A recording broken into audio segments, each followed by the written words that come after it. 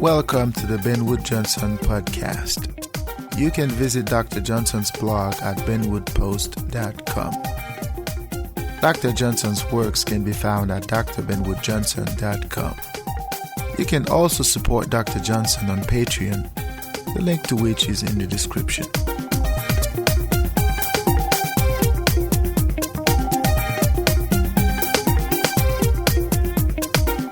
Hello. Welcome back to the Ben Wood Johnson podcast. Welcome to another episode. Today is October the 2nd, 2023. This is podcast number 77. Once again, I am thrilled to be here with you. I am happy to have the opportunity to talk to you, to talk about philosophy, to talk about what matters in life. Today we're going to have an interesting podcast. This season, as I've said before, is dedicated to me, but today we're going to talk about hate in general. The conversation is going to be based on how hate or hatred is something that is somewhat inherent in who we are.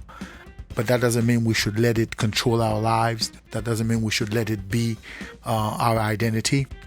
We can do better than hate. We can do better than festering, consuming, nurturing hatred in our hearts for others.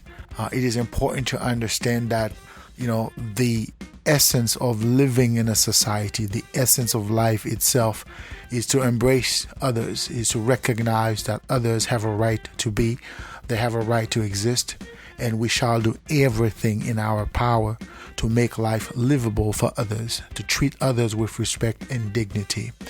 Sometimes we overlook the pain, the sorrow that we cause in others' lives, and in this podcast, I want to remind you the importance of understanding, the importance of empathy, the importance of sort of creating a possibility, creating an atmosphere where everybody can feel comfortable living this God-given life, this beautiful, precious life that they've been given. So it is important. So without further ado, let us delve right into it.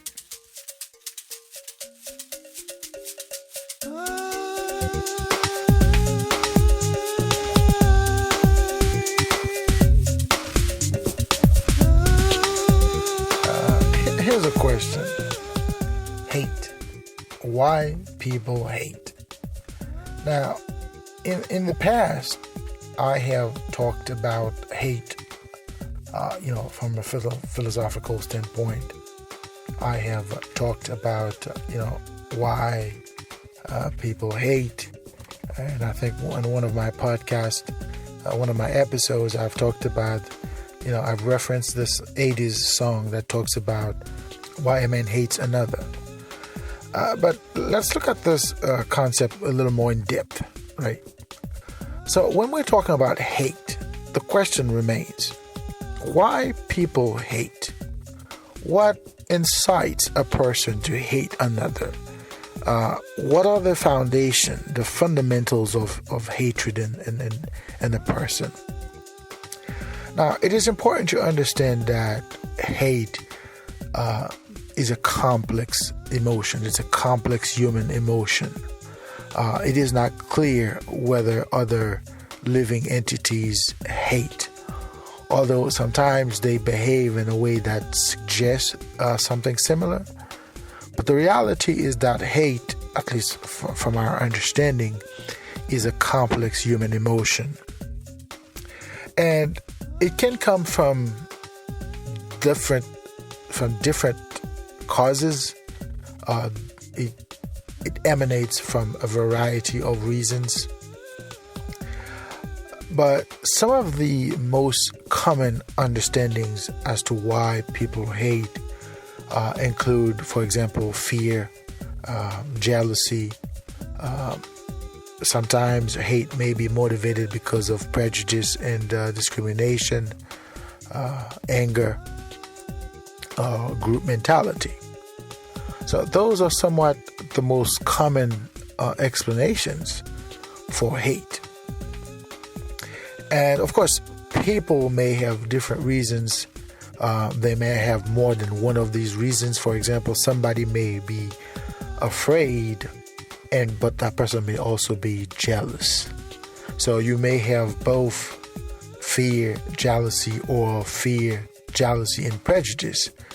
You may also have all five as the reasons that motivate you to hate somebody. But in general, when we're talking about fear,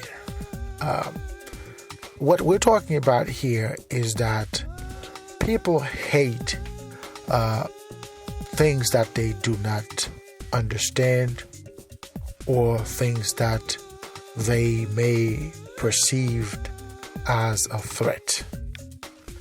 And that perception, or that lack of understanding, if you want ignorance, may be manifested as fear. So in other words, people hate because they're afraid, right? Having a fear of something you do not understand, you do not comprehend. It may be the fear of a person that may seem different, that may seem unorthodox to the extent that that person is different from the people you are used to. That could create a sense of fear, which could be manifested as a fear or as hatred.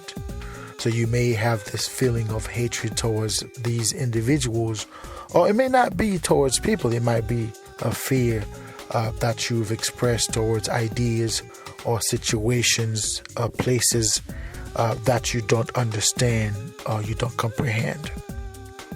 So that reality causes fear, and that fear in turn leads to hate. Another reason people hate is jealousy. Now, this reason is as old as can be, because humanity, we were designed to, at least human beings were designed to be self-absorbed, to be self-aware, okay? And that self-absorption or that self-awareness is usually a catalyst for jealousy. Because once you become aware of yourself, once you become aware of others, that may make you feel either less than or more than the other. So this could lead to jealousy, and that jealousy may manifest itself in the form of hate. But the origins of that jealousy could be understood as the fact that you may look at the self and look at the other, and all of a sudden you realize there's a little bit of appetency, or a little bit of inferiority or inability. Okay? So if you desire something that others have, you cannot achieve that. That may be translated in the form of hate. For example, if you want success, if you want wealth, or if you're looking for relationships and you're not able to achieve those, that could motivate the person to exhibit instances of hatred towards whoever that person perceives as achieving those desired qualities or desired items. So another reason people hate is prejudice and discrimination. Now, again, this is, I'm not sure if this in and of itself is a reason for hate. If not, it is always coupled with other reasons. For example, jealousy or fear of the unknown. So when you see somebody, you're sort of afraid of what they have, you're afraid of what they have to offer, or you don't know them, you cannot figure them out, or they look different, they're the other, as they say, that may motivate you to feel a sense of prejudice towards them. For example, many people are afraid of certain groups of individuals, whether they're people of color or people that are from a different country. That fear, or at least that inability to understand or to achieve the same level of achievement as the other, may lead to feelings of hate. So the hate can be based on factors such as race, maybe gender, sexual orientation, or religion. right? So you see somebody who is a different race or different color, skin color, and you don't understand that person's reality. So that may lead to prejudice, which is manifested as hate. Or you see that person's gender, maybe you don't like a particular group of people because you don't like their gender, or let's say you don't like women, or you have a somewhat aversion for male, or you have an aversion for those who identify as neither groups.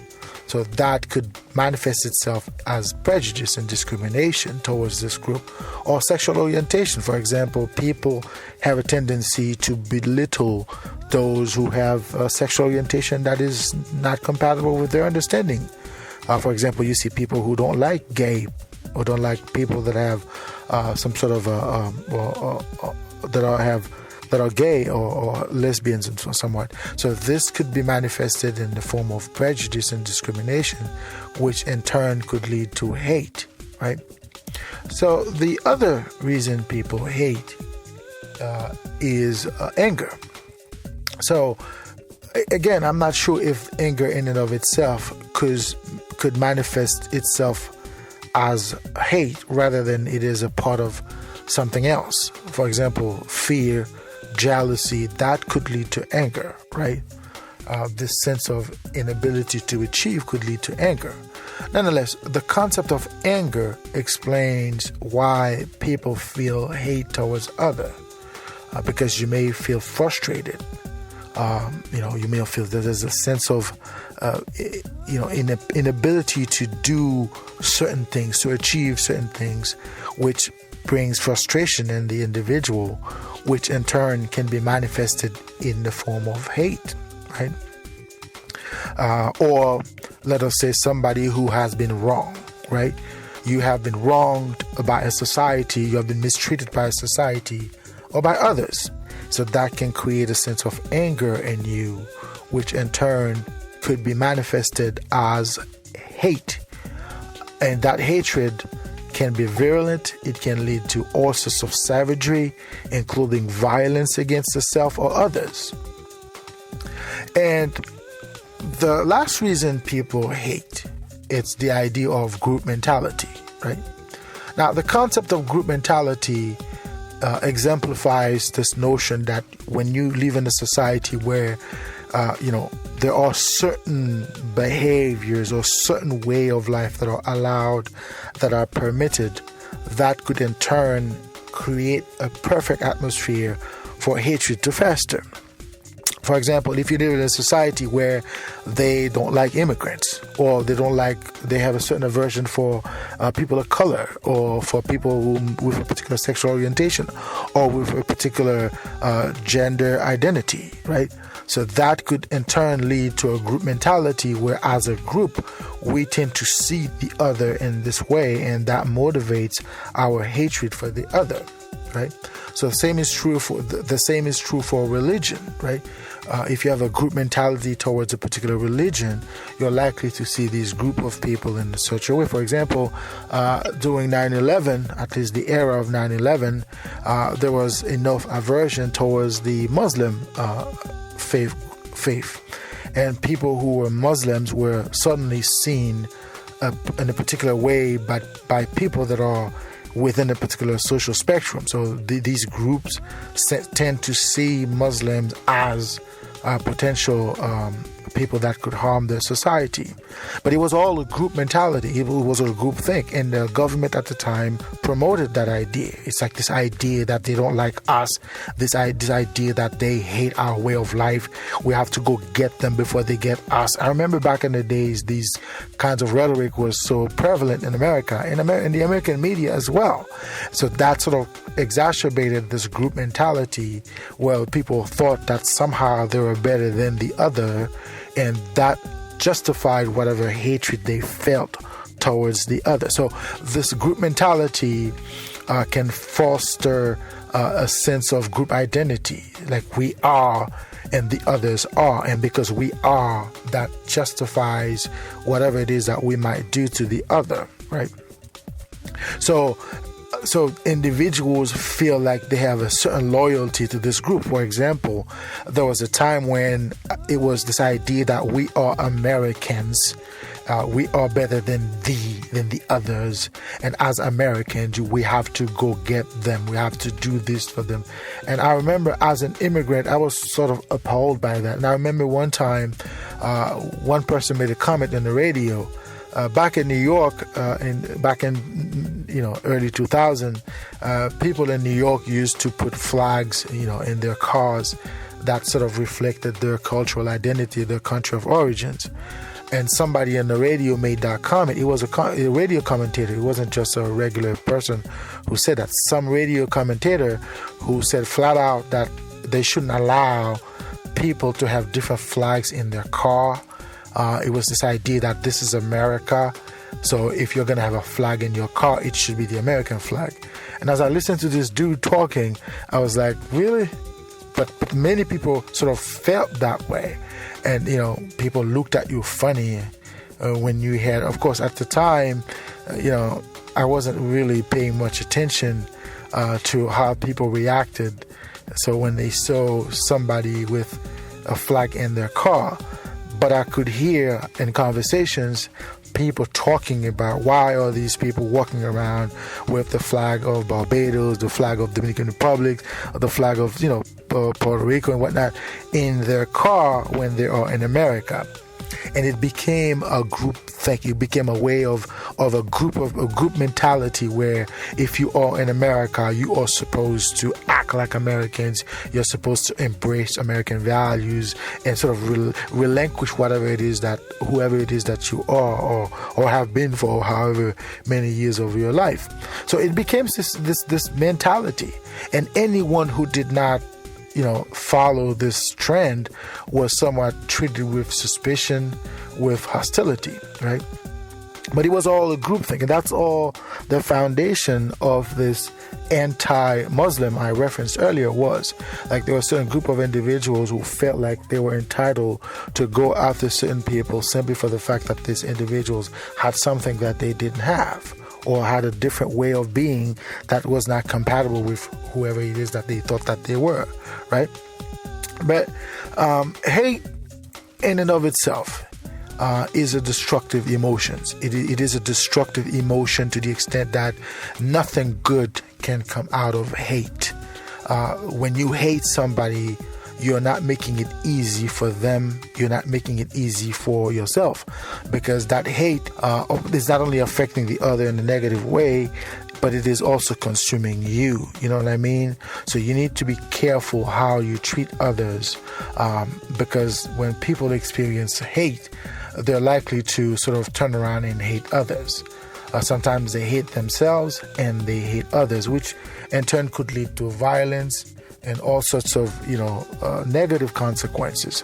So it is never a good thing, a good idea to exhibit or to nourish or to nurture feelings of hate in your heart for others, right? So it is important to sort of have empathy, to sort of have a sense of understanding, compassion for the other. And it is important to do so even in difficult situations. It is important to treat the other with respect and dignity, no matter how you think about the other, no matter how you feel about the other. Because at the end of the day, we live in a society where our destiny is somewhat intertwined. And because of that interconnection, we are condemned to live with each other. We are condemned to be amongst other people. And, if you are going through a tough time in your life where you happen to feel resentment, whether it is based on fear, based on prejudice, it is based on anger, or it is because of jealousy, or group mentality, you have to step outside of that bubble and try to see the other for what the other is, and treat the other with respect, treat the other with dignity, and not allow hatred to become a part of your existence, because nothing good, like I said, nothing great can come out of hate, or can come out of nurturing feelings of hate or disdain for the other. So it is important that you understand where you are on the spectrum of things, and you keep yourself balanced, and you don't allow yourself to drift into this world of self-destruction. Like I said, hate is a destructive feeling. It is a destructive emotion. It not only destructs the other, but it also destructs whoever nurtures it, whoever carries it. So there's nothing good that can come out of it. So it is important to stay away from it and instead nurture empathy, nurture understanding, nurture compassion, nurture love for the other. It is important because this is what's going to shape the destiny of our species, the destiny of humanity as a whole.